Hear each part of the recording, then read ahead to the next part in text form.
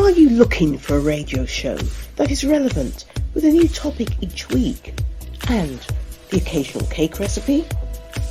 Then tune in to the Valentine-Miller show every first and third Saturday of the month at the new time of 9:30am to 10am on PRZ FM 109.2.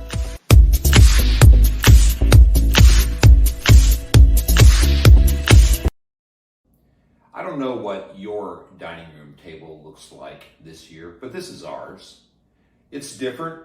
We would have far preferred to have the table surrounded with family and friends, with food piled up high so that we can enjoy that time together.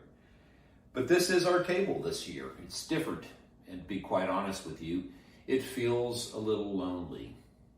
Now, I want to say something that may seem unusual or surprising to you, but a little loneliness is not a bad thing. Matter of fact, when we are lonely and we feel a little bit isolated, we're reminded that we're not home yet.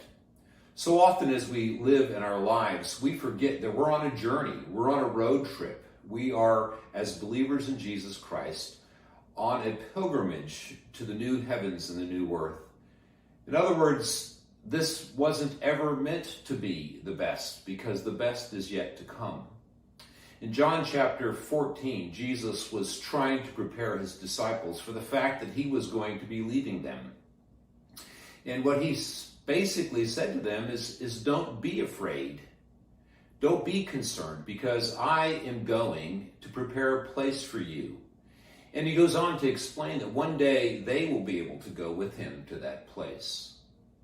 So on this Easter, as you are celebrating in small ways or little ways, and maybe many of you aren't even celebrating at all, don't be discouraged by the empty tables. Don't be saddened by the fact that there is not everything that you'd like this Easter, but rather pause for a moment and rejoice why we really celebrate Easter in the first place. We celebrate the risen Christ, the one who paid the penalty for all our sins, the one who has ascended into heaven, and the one who has prepared a place for us, that whether it is when he returns or when we pass from this life to death, we will be with him forever. And when we get to that place, as Revelation says, it'll be a place of joy and delight. There'll be no more sorrow, no more tears, but it'll be a time of rejoicing, because we will finally be home with our Lord and Savior Jesus Christ. Now that's good news. That's something to celebrate this Easter, don't you think?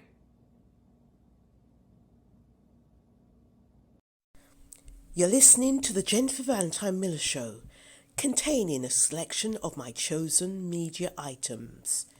If you'd like to interact, you can visit me at Valentine-Miller at PRZ 109.2 FM, or send me an email at contact@healingrelationstv.co.uk.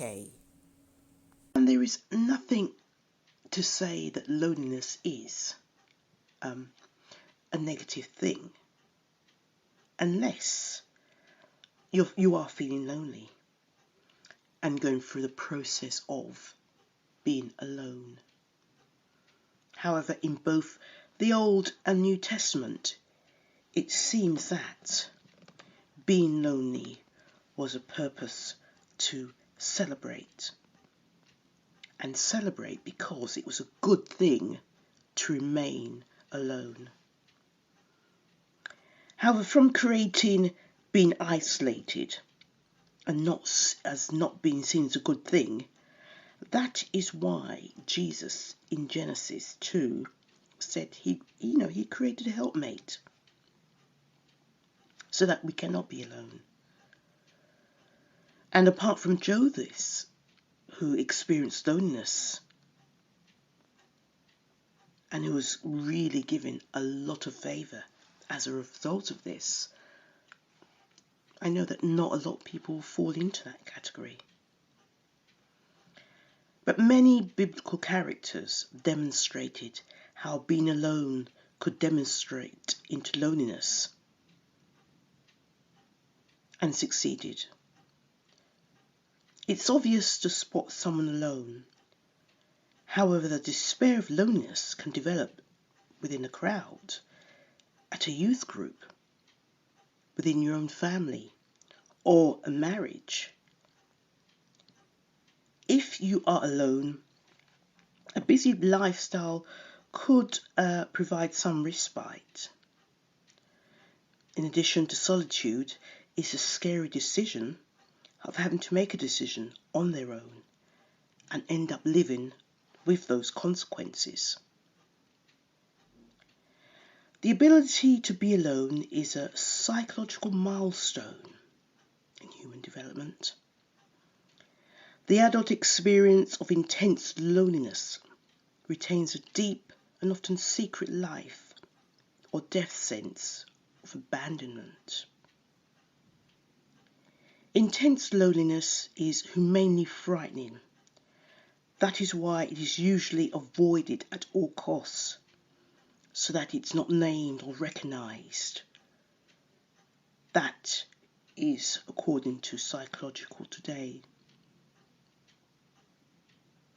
Drink, alcohol, and stressful lifestyle also start playing a major part in an individual's life because they feel alone.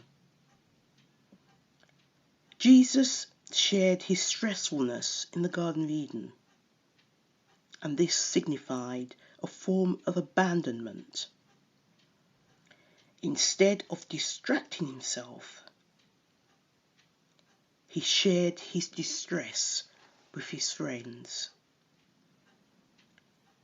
He turned to God, asking that the cup be removed, but confess, but do what you want, not what I want. That can be found in Luke 22:40. Yes, the cup was removed, but there is nothing in the text to show that the kindness from the Father to that shown to Joseph. Jesus was abandoned, when his disciples fell asleep. Leading up to that abandonment speech on the cross in Matthew 27:45, he said, my God, why have you forsaken me?" Jesus demonstrated his loneliness and being alone by walking with power and confidence to his trial, death, and crucifixion. His ability to be alone in spite of loneliness definitely empowered him.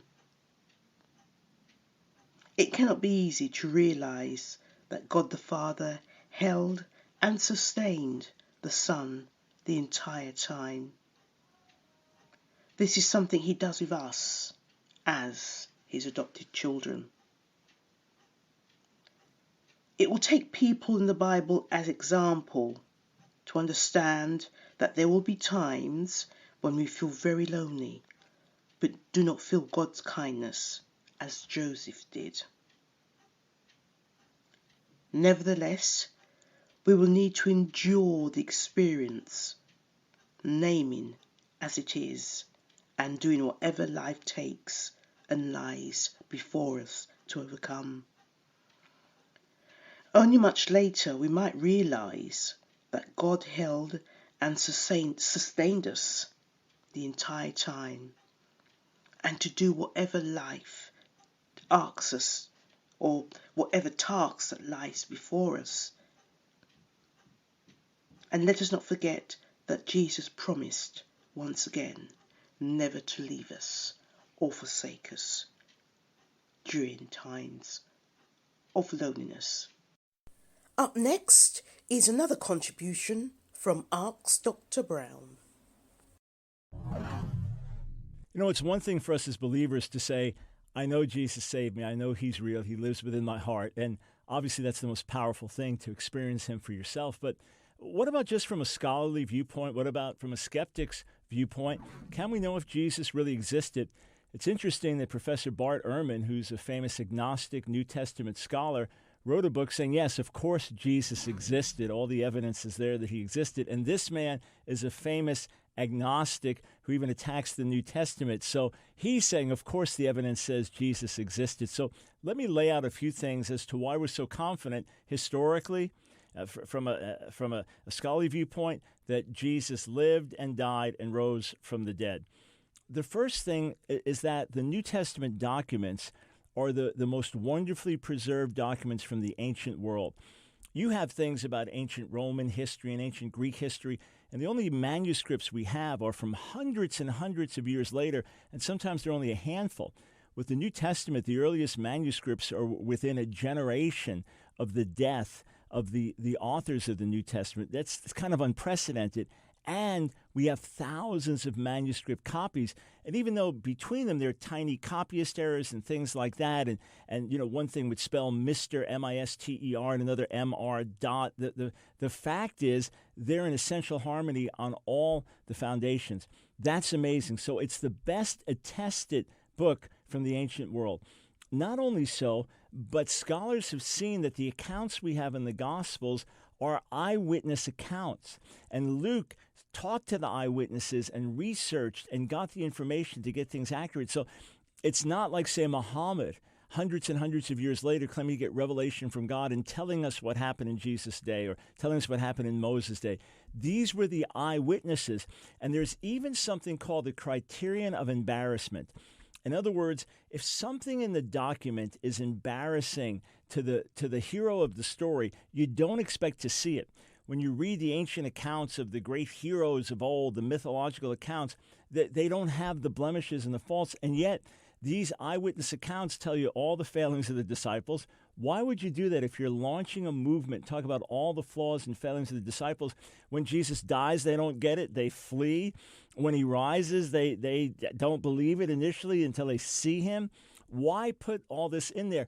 It's because they're accurate accounts of what really happened. Now, as far as outside sources, remember, this was not like today. You didn't have people with cell phones reporting immediately. You didn't have people tweeting stuff out. You didn't have CNN with 24-hour news. So the historians wouldn't write about things in their own day, the great historians of old. They would generally wait, and then they would look back at the earlier days and write their histories about what happened. So when we begin to have attestation of Jesus dying, or this one called Christ, some didn't know what to make of the name, with him dying, and then reports of his resurrection, or his early followers being devoted to him and willing to die for him. You have the outside sources, the outside Greek and Roman sources. You even have outside Jewish sources that attest to Jesus dying, even Jewish leadership giving him over to die at the time of the Passover. So these are non-believing sources, some of them hostile, yet they report the same essential truths, the foundations of our faith. And not only so, the idea that in ancient Rome you would start a new religion where your founder dies a criminal's death, that was a scandal of all scandals. Then, to the Jewish world, expecting a Messiah who would rule and reign to preach this, these were stumbling blocks. You don't invent that, and you don't invent a virgin birth. You find me another religion where the founder comes from a virgin birth. These things would be scandalous, as if you were covering up some kind of immorality. These are not the kind of things you invent. And then if the whole thing is a myth, you don't die for it. You're not tortured to death for it because you know the whole thing is a myth. So all of these things are looked at just in an academic, serious way so that people say, yeah, the evidence would say that Jesus existed, that he was known for healings and exorcisms, that he died, that his followers claim that he rose from the dead. None of these things have ever happened in this way with any other religion, especially with eyewitness testimony. And then there's the last thing. There's the prophetic word. The prophetic word. You say, well, how do we know he was born in Bethlehem? Prophet said so, but how do we know it happened? We could argue about that. How do we know he was a miraculous birth? We could argue about that. But the prophets also indicated in the Old Testament that the Messiah would be rejected by his own people and then would be received by the Gentile world before his own people would receive him back, and that he had to come and die before the Second Temple was destroyed. So how do you plan that out? How do you make that happen? Second Temple was destroyed in 70 A.D. How do you make these things happen, and then you get rejected by your own people and then accepted by more than 2 billion people around the world? You can't quite manufacture that. All the evidence says what the New Testament tells us really happens. So not only are we sure in our hearts, we're sure in our minds also. The Jennifer Valentine-Miller Show hosts MVs from various artists. If you'd like to know the details of a musical item played today, please visit Jennifer Valentine-Miller at PRZ FM 109.2. Every single lie that tells me I will never measure up.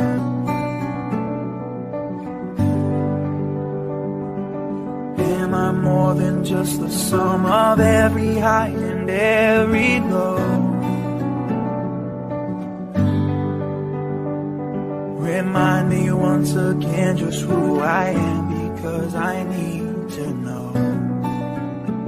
Whoa, you say I am loved when I can't feel a thing. You say I am strong when I think I am weak. You say I am held when I am falling short, and when I don't belong, oh, you say I am yours. And I believe, oh, I believe what you say of me. The only thing that matters now is everything you think of me.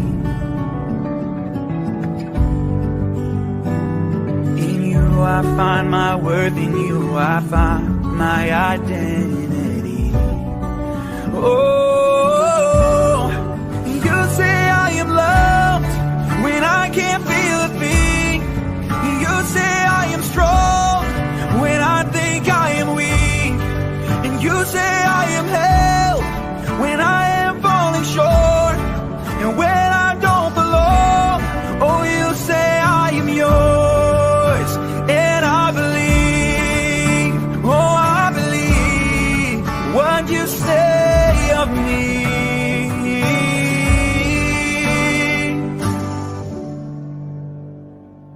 Taking all I have and now I'm laying it at your feet.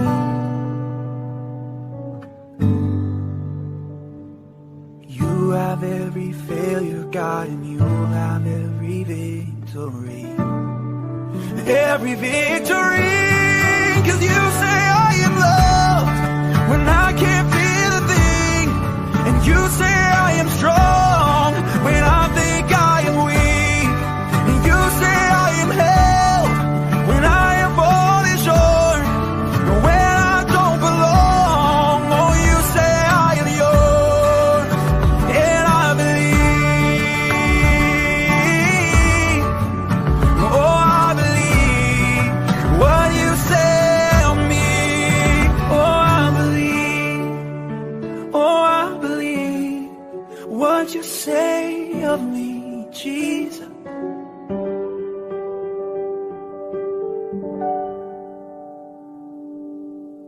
Hi, and welcome to a listening to The Dog That Ate My Homework by Aaron James. It's a collection of short poems that will capture your imagination, filled with fun stories that make you think, laugh, and tell your friends. The Dog That Ate My Homework. Excuse me, miss. I haven't got my work. Why not, Jimmy? You knew you were up first. It's not my fault. Honestly, the dog ate it. That's not original. Can you at least be creative? I was watching TV. I was busy laughing. The dog took it from the table and then he started barking. I was so upset because today I knew it was due. But you have to believe me, miss. This story is true. It's a difficult one because I've heard it before. I want homework, not excuses. So I won't take any more. But you have the ability, so just make sure you use it. So when you get home, just make sure you do it. I'm really sorry, miss. It's happened again. I'm starting to think my dog's not my friend. Did my homework because I really want to achieve. But it's happened 2 days in a row, and I know it's hard to believe. The dog ate your homework? That's breaking news. I'm sorry, Jimmy, but I can't accept that excuse. I can see you're upset and really glum. I think it's time I speak to your mum. I'm sorry, miss. My son's really trying. 2 days in a row. It must seem like he's lying. The dog was at the table. He didn't want the bone first. I guess he wanted something different and ate Jimmy's homework.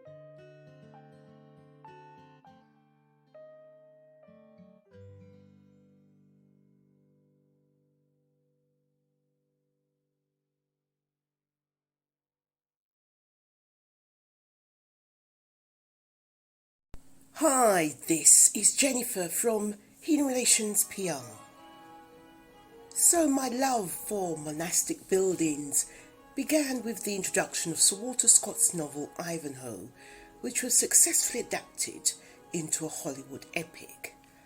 This was set in 12th century England, and yes, I fell in love and began my interest with all the romance and medievalism. But it was the Holy Clerk of Coppenhurst volunteering that truly amazed me. He even offered refuge to the Black Knight after learning about the captives from Robin of Loxley, which we now know as Robin Hood. Maintaining a religious building requires a lot of work, especially if the sole purpose is to serve the community. What about the work undertaken many years ago on the outside? For example, there's stained glass windows which involve both art and craftsmanship. This requires the artistic skill to conceive an appropriate and workable design, and the engineering skills to assemble the pieces together. This window must fit snugly into space for which it is made for, and it must resist the wind and rain, and also many large windows have also withstood the test of time and remained substantially intact since the late Middle Ages. There's also the nave, which is prominent in a Romanesque and Gothic Christian abbey. The nave is the main body of the church. It provides a central approach to the high altar. The nave of a church, whether Romanesque or Gothic or classical, extends from the entry of the building.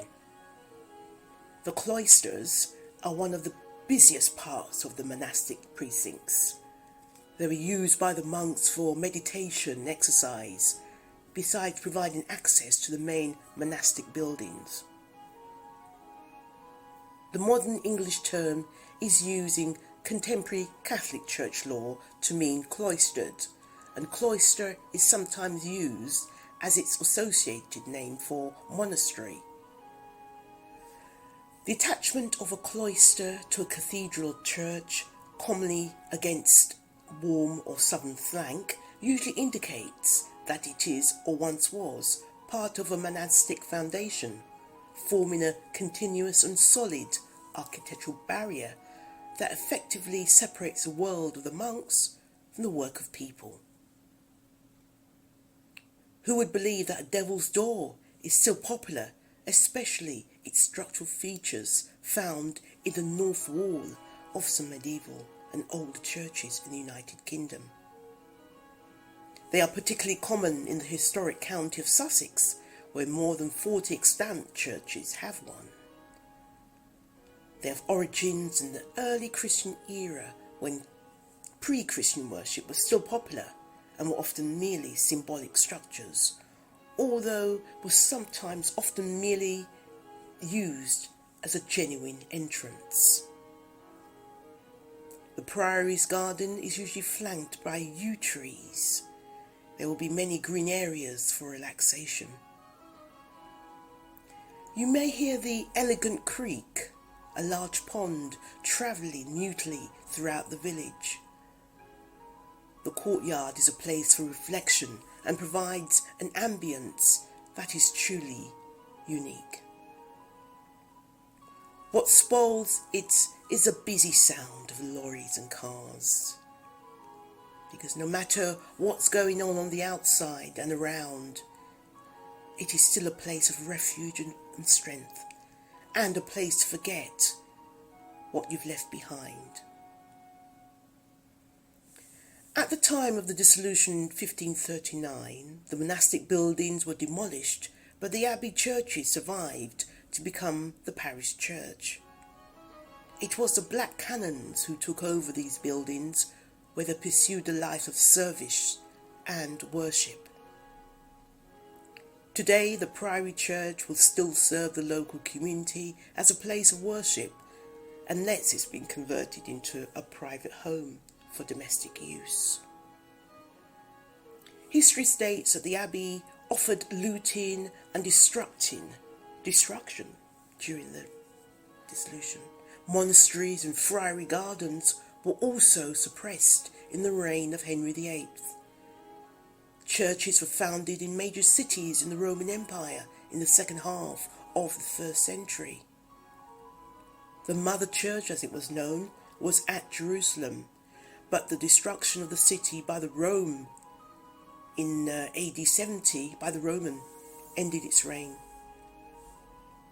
The church at Rome gained some eminence because it was located in the capital of the empire, but until 313 the churches were either persecuted or ignored by the imperial power. The Emperor Constantine published the Edict of Milan in 313, giving Christianity legal status. By the end of the century, it had become the state of religion.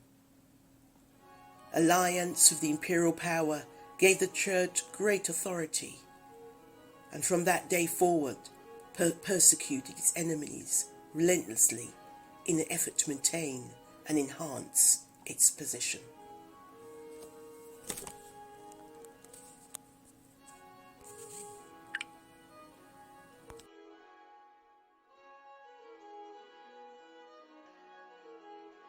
Thank you for listening to the Jennifer Valentine-Miller Show on PRZ FM 109.2.